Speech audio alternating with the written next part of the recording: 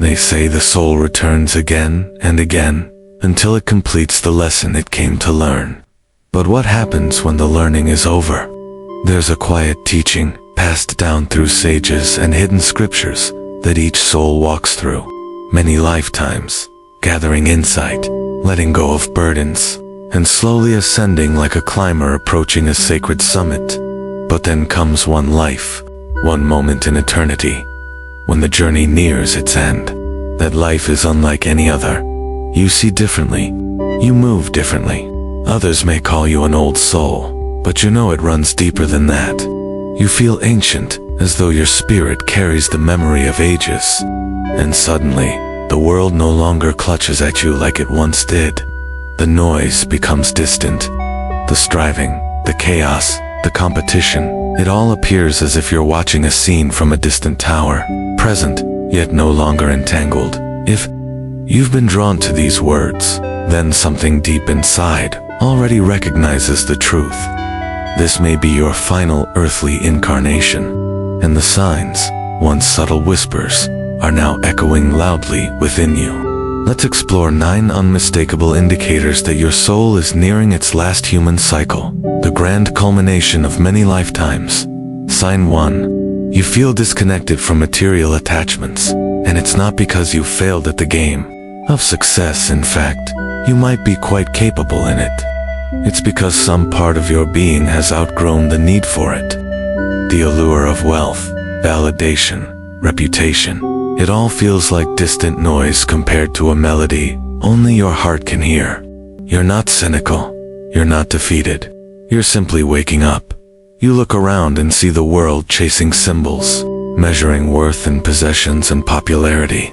And while you may have once joined in that pursuit, now it feels hollow. A game that no longer holds your interest. You didn't force this transformation. It came gently, through stillness, through weariness, that had nothing to do with your body and everything to do with your essence. You began to sense that no matter how much you acquired, it would never satisfy the deep well within. That was the beginning of your remembrance. You're not here to accumulate. You're here to bring something to completion, not to consume, but to contribute. This detachment isn't apathy, it's evolution. Your soul is preparing to graduate from the lessons of material desire, not because they're wrong, but because you've already lived them, mastered them, and moved beyond them. In past lives, you've known the craving for luxury, the intoxication of power, the comfort of control. But now those cravings feel small, not evil, not worthless, just incomplete. You pass through stores and feel no urgency to purchase. You scroll through curated images and feel no envy. When asked about your future, your answers center around peace, purpose, and presence, not status or strategy. You're drawn to moments that feed your soul, not stroke your image. You long for real conversations, not just exchanges of information. You feel more alive in simplicity, more powerful in quiet, more fulfilled in stillness. And though the world may label you distant or odd, deep down you know this is what freedom feels like. You're not rejecting life. You're transcending its illusions. You haven't lost your desires. You've refined them. You seek less, not from lack, but from wholeness. This shift is sacred, a sign that you've remembered who you are, and nothing outside of you can convince you otherwise. Sign 2. Others come to you with their pain, even when you don't ask for it. You've likely noticed this since childhood. Strangers, acquaintances, even brief encounters, they open up to you, share wounds they've never shared before. And though they can't explain why, they feel safe in your presence. It's not because you try to fix anyone. It's because your soul resonates at a frequency that recognizes suffering without judgment. You've walked through lifetimes of loss, betrayal, and inner fire. And even if your conscious memory doesn't hold the details, your energy carries the imprint of those experiences. People feel it. They sense the depth behind your calm, the strength behind your silence, and so they come not to be rescued, but to be seen. And you, without effort, become the anchor in their storm. You hold space, You listen deeply. You offer comfort not with words, but with your being. Not because you studied how, but because your soul remembers how. You've reached a level of compassion that doesn't get swallowed by others' pain. You no longer absorb it, you transmute it. Like an emotional alchemist, you take what is heavy and return it lighter. You've learned to care without collapsing, to love without losing yourself. This isn't weakness, it's spiritual mastery. It means your journey has carried you beyond survival into service. And though it can feel lonely at times, like carrying invisible weight, you've come to see it as sacred. Your ability to hold others isn't a burden, it's confirmation. Your soul is no longer here for its own healing. It's here to help heal the whole. You don't just relate to pain, you radiate the medicine forged by it. Not because life spared you the wounds, but because you made it through. Sin 3. Your relationships are rooted in evolution, not comfort. This may sound poetic, but the reality has often been intense and deeply uncomfortable. When your soul nears the end of its earthly curriculum, the connections you attract are rarely soft or easy. They are catalysts designed not to soothe you, but to awaken you. You've likely noticed this. Your friendships, romances, even your family ties, they don't follow the paths society taught you to expect. Instead of ease, there's friction. Instead of stability, there's deep transformation. The people who enter your life feel oddly familiar, as if you've danced with them before, and you probably have in other lives. These aren't random meetings. They are soul agreements, made long before you arrived here. They challenge your assumptions, reflect your shadows, and push you into uncomfortable truths. They stir up your fears, trigger your wounds, but they do so not to hurt you, rather, to grow you. These connections are not toxic traps. They are sacred mirrors. And sometimes, the most profound growth comes through discomfort. You came into this life, not seeking peace through people, but progress through presence. The ones you meet are not mistakes, they are teachers. While others may stay in relationships for familiarity or convenience, you sense when the energy has stopped expanding. And when that happens, even if nothing looks broken on the surface, you choose alignment over obligation, growth over comfort, truth over tradition. You don't cling to people, you learn from them. You don't mourn every ending, you honor the purpose it served. You've stopped believing that connection equals permanence. Now, you seek depth, authenticity, and mutual expansion. You'd rather walk alone in truth than stand surrounded in pretense. This means your circle may be smaller, but it's more powerful, because every connection that remains is intentional, sacred, transformational. You no longer look for soulmates. You recognize soul mirrors. Each person reveals what still needs healing, what's been integrated, and what's ready to rise. To you, love isn't a romantic fantasy. It's a sacred forge where both souls are reshaped. It requires courage, honesty, and spiritual stamina. But in that fire, something rare happens. Not just your growth, but theirs too. Your presence doesn't just accept, it invites evolution. It challenges people to become more conscious, more courageous, more free. And if someone cannot meet you there, cannot rise with you, you release them. Not with resentment, with grace. Because you understand something most don't. Real love doesn't always mean staying. Sometimes it means letting go so both souls can soar. Sign 4. Time no longer feels linear. Although the clocks still tick and calendars still flip, your relationship with time has changed. You don't live by hours or deadlines anymore.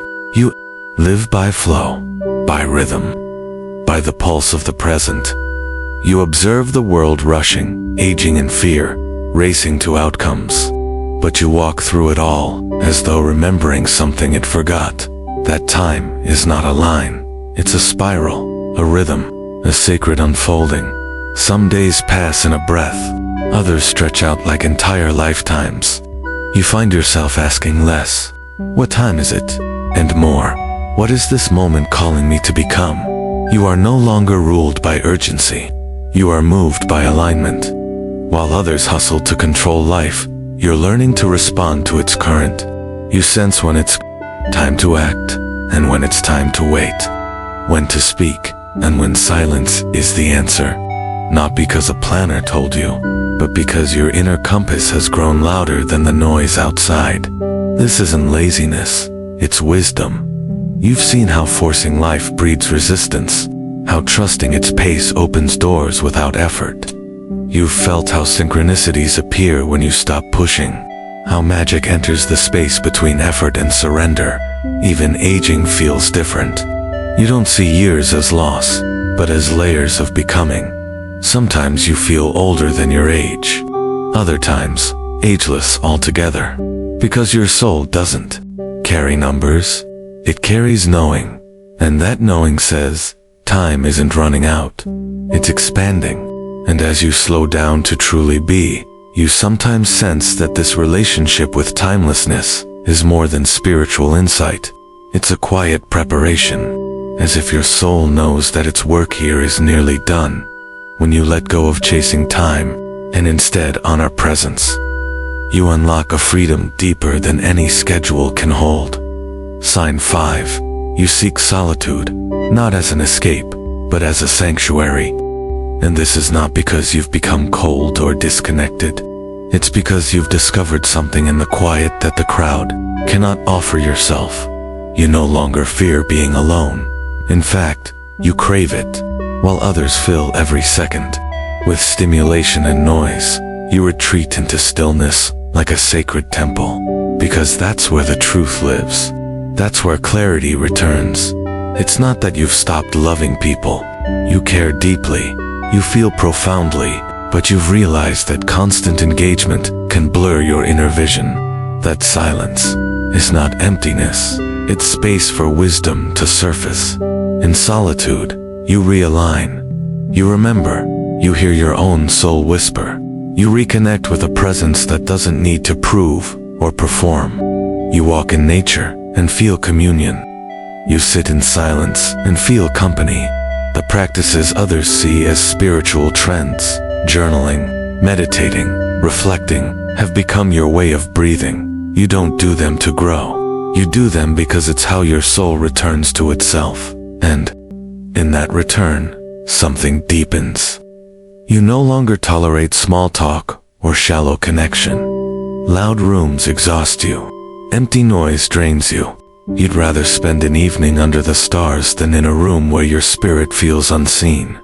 Solitude isn't loneliness to you. It's medicine, a mirror, a teacher, and within it, you've remembered something sacred. Peace was never something to be found outside. It was something waiting patiently within. You haven't turned away from the world.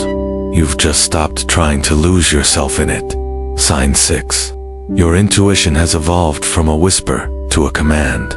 What once felt like a faint nudge, a fleeting sense of maybe, has now become a powerful presence within you. Clear, loud, and undeniable. Your intuition no longer asks to be noticed.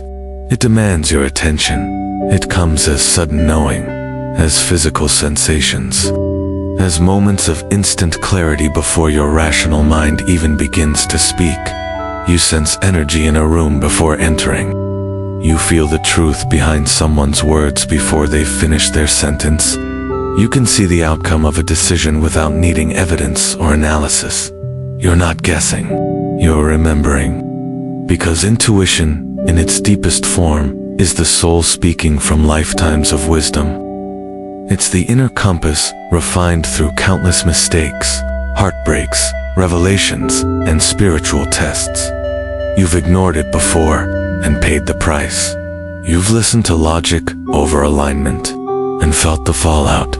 That's why now you honor it like sacred scripture. You don't second guess it. You don't rationalize it away. You trust it. Your choices may look strange to others. You walk away from what they would chase. You decline offers they would accept. And you do it not out of fear, but out of knowing. What doesn't resonate no longer deserves your energy. You move not with caution, but with confidence, because your guidance system is no longer external, it's embodied. You're led by something ancient, something divine, and the signs, they're everywhere. Dreams that carry messages, patterns that repeat until you listen, moments that feel too perfectly timed to be chance. You don't call it coincidence anymore. You call it communication. You've stopped needing everyone's input. You've stopped outsourcing your clarity, because the most powerful answers never come from outside. They rise from within, not through thought, but through presence. This inner roar is not meant to scare you. It's meant to liberate you. It's not there to warn you of fear. It's there to point you toward truth, toward purpose, toward the path only you were meant to walk. And once you start listening to that voice, truly listening, your life moves with a rhythm that feels destined, aligned, whole. Sign 7. You forgive with ease, not from weakness, but from strength. In a world that teaches vengeance is power, your ability to let go is radical, revolutionary, sacred. It's not that you haven't been hurt. You've experienced betrayal, loss, deep wounds that left marks on your soul. But you've also come to realize that carrying resentment is its own form of suffering, a burden disguised as armor. You've lived long enough, perhaps in this life, perhaps in others, to know that holding on to pain doesn't heal it. It grows it, and you no longer wish to be the prison guard of your own heart. So you forgive, not because the other person earned it, but because you deserve peace. You no longer confuse justice with revenge. You don't keep score. You release, not to invite someone back into your life, but to set yourself free. Forgiveness, to you, is not passive. It's a choice, a daily spiritual act. It's how you reclaim your power. How you say, I will not let pain define who I am or where I go. You don't forget what happened. You simply choose not to relive it every day. You allow the lessons, but let go of the poison. You understand that wounds are inevitable, but suffering is optional. Your forgiveness doesn't always make sense to others. They wonder how you stay so calm, so grounded, so free. What they don't realize is that your ability to let go isn't naivete, it's evolution. You've stopped assigning your peace to other people's behavior. You've stopped waiting for apologies that may never come. You forgive not to restore the past, but to honor the future. Your future. You've walked through fire and emerged with a heart that still chooses love, not romantic fantasy, not idealism, but real, unconditional love, rooted in understanding that everyone is carrying something, and some souls lash out, not from malice, but from unhealed wounds. You could meet their fire with fire, but instead, you respond with light. Not because it's easy, but because it's who you've become. And in that light, your heart remains open. Not because the world is soft, but because you are strong enough to stay soft within it. Sin. 8. You've stopped apologizing for your truth. There was a time when you softened your voice, dimmed your light, reshaped your spirit to fit into places that didn't honor you. You played roles. You wore masks. You traded pieces of yourself for acceptance. But that time has ended. Now, you stand in your truth, fully, freely, without apology. You walk into rooms as your whole self. You speak with clarity, not compromise. You make choices that reflect your soul, not someone else's comfort. This isn't rebellion. It's remembrance. You're not trying to be different. You're just no longer willing to be less. You know who you are, what you value, what you will and will not tolerate. You've lost people over it, friends, lovers, opportunities. But what you've gained is far greater. Self-respect, clarity, peace. You don't perform anymore. You exist, fully, unfiltered. Your authenticity isn't for attention, it's your natural state. And though it may unsettle some, it liberates many. You are a mirror now, and not everyone is ready to look into one. But the ones who are, they rise to meet you, because your presence is a permission slip for others to drop the act and return home to their truth. You don't demand acceptance, you attract resonance. The ones meant for you won't ask you to shrink. They'll meet you in your full expression, and so you walk your path, not arrogantly, but unapologetically. Not to prove you're right, but because you've remembered that you're real, and that truth, once reclaimed, becomes non-negotiable. Sign 9. You feel like you're preparing to leave something behind. There's a quiet sensation running through your days, a subtle awareness, like your soul is slowly packing invisible bags, not in sadness, not in fear, but with sacred clarity, as if you know, on some deep and timeless level, that this life, in this form, is drawing to a close. You're not dying, you're dissolving attachments, unwinding from illusions, completing the story. You still live fully, you still love deeply, but it feels different now, like each moment is both a presence and a farewell. A sunset makes you pause longer, a child's laughter brings tears.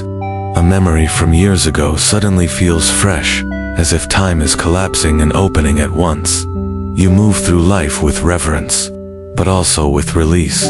You're no longer trying to hold on so tightly.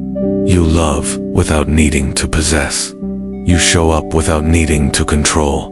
You're no longer here to build castles in the sand. You're here to make peace with the ocean. The things that once fascinated you now feel like echoes. Not wrong, just finished. You don't reject the world. You simply recognize you're no longer of it. Part of you stands quietly at the threshold, not of death, but of return. A return to essence, to source, to the formless beyond form. There's a stillness in you now, a calm that others notice, but may not understand. It's not apathy, it's the settling of the soul. You're not escaping, you're preparing. You feel it in how you simplify, in how you forgive more easily, in how you speak more truth and hold less resentment. You no longer seek to win arguments. You seek to clear energy. You don't try to be right. You try to be real. You don't grasp for forever. You cherish the now. The relationships that remain feel sacred, not because they're perfect, but because they've become reflections of eternity. You begin to see every soul in your life not as characters in a play, but as fellow travelers, walking each other home. You may not be able to explain this feeling, but it moves through you, a quiet knowing, a whisper that says, "Well done. You've done what you came here to do." You're not interested in legacy anymore. You're interested in presence, in leaving behind peace, not possessions, in planting seeds of awareness rather than monuments to ego. More and more, your joy comes from simplicity, a soft breeze, a warm drink, a meaningful gaze. You realize that this is all there ever was, this sacred now, this eternal breath. And that realization makes everything softer, kinder, quieter. You don't resist endings. You trust them. You feel less urgency to change the world, and more devotion to love it as it is. You're not here to fix everything. You're here to be something. A light, a frequency, a bridge between the seen and unseen. You may still engage in the world, still take action, still create, but it's all guided by soul now, not by striving. Your movements are intentional. Your words are fewer. Your presence says more than your voice ever could. You are no longer racing to become something. You are resting in being. Even your sense of identity has begun to dissolve. You see the personality not as your core, but as your costume, useful, for a time, necessary in form, but not your truth. Your truth is vast, boundless. Not this name, this face, this history, but the awareness behind it. The eternal witness, the silent presence. And that presence knows, this is not the end. It's the next beginning. You're not disappearing. You're unfolding. You're stepping out of the play and back into the light from which it all was born. Your soul feels complete. Not because life was perfect, but because you remembered. You remembered why you came. You remembered who you are. And now, you feel ready. Ready to release. Ready to return. Not as escape, but as elevation. You are standing at the edge of form, gazing into the formless. And you feel peace. Not the peace that comes from avoiding life, but the peace that comes from understanding it. You know now that nothing was wasted. No pain was pointless. Every encounter was a thread in a sacred tapestry. Every heartbreak, carving that shaped your soul into openness. And so, with quiet strength, you begin to let go of the stories, of the masks, of the attachments. Not because they didn't matter, but because you no longer need them. You walk softer now, speak slower, listen more. Because everything feels precious and temporary. You've stopped rushing through life. You're savoring it. This isn't sadness, it's serenity. This isn't detachment, it's liberation. You are not done living, but you are done forgetting. You are done searching for what was never lost. You are done confusing noise for meaning. You are ready to step beyond the cycle, not because you've had enough, but because you've become enough. You've healed, you've helped, you've held, you've hurt, you've hoped, and now you return. Not to a place, but to a state of remembering, a home that never left you, only waited. You're not leaving this world behind, you're lifting above it, not abandoning humanity, but transcending it, while holding it with even more compassion. This is the soul's exhale, the final breath of the final lesson. You've walked the path. You've faced the fire. You've opened the heart. And now, the path ends, not in darkness, but in light. And so, without fear, you bow to life, to love, to it all. Because now, your soul is ready to go home.